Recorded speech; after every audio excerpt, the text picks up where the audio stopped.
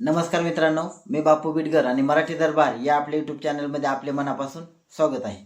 तर बघा, मुख्यमंत्री माझी लाडकी बहीण योजनेसंदर्भात एक अतिशय महत्त्वाची अशी अपडेट आलेली आहे। आता ही अपडेट काय आहे तर बघा, गेल्या अनेक दिवसापासून आपण हे पाहतोय की सतत एक प्रकारची अशी अपडेट येत आहे की मुख्यमंत्री माझी लाडकी बहीण योजनेतील जे काही डिसेंबर आणि जानेवारीचे, आता आपण पाहतो की नोव्हेंबरचा गेल्या 8 ते 10 दिवसापूर्वी या हप्त्याचं वितरण झालेलं होतं।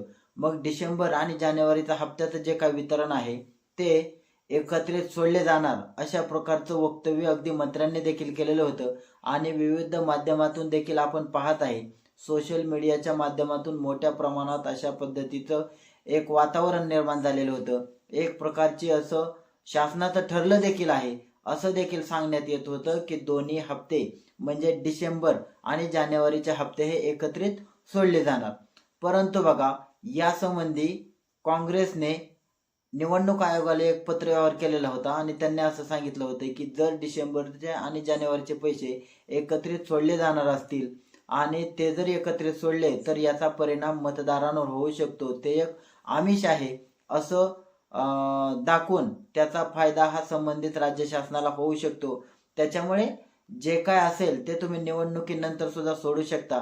तर यासंबंधी निवडणूक आयोगाने आपले जे मुख्य सचिव आहेत महाराष्ट्राचे त्यांना यासंबंधी विचारलं असता त्यांनी म्हणजे निवडणूक आयोगाने असे आदेश दिले आहेत की याचा जो काय दोन्ही हप्ता, समजा जर तुमचा अग्रिम हप्ता तुम्ही सोडू नका, म्हणजे डिसेंबरचा हप्ता ही योजना आधीपासूनच आहे, मग डिसेंबरचा हप्ता तुम्ही सोडू शकता, परंतु जानेवारीचा हप्त्या संबंधी तुम्ही विचार करा। परंतु बघा, आपण एक मूळ याच्यामध्ये जर मूळ काय पाहिलं तर बघा, ही योजना निरंतर चालणारी आहे। याच्यामध्ये डिसेंबरचा हप्ता सोडायला शासनाला कोणतीही अडचण नाही, फक्त सोडण्याची मानसिकता पाहिजे।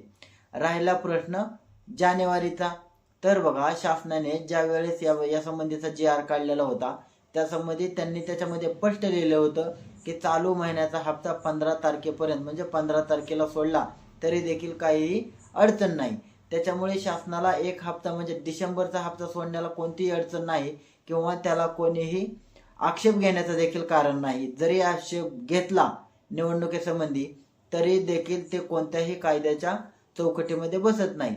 आणि त्यांनी जानेवारीचा हप्ता जर समजा 15 तारखेला सोडला तरीही यासंबंधी कोणीही त्यांच्यावर आक्षेप घेऊ शकत नाही। म्हणून शासनाला यासंबंधी दोनच पर्याय आहेत, एकतर डिसेंबरचा हप्ता अगोदर सोडणे आणि जानेवारीचा हप्ता 15 तारखेला सोडणे, किंवा डिसेंबर आणि जानेवारीचे दोन्ही हप्ते एकत्रित 15 तारखेला सोडले जाऊ शकतात।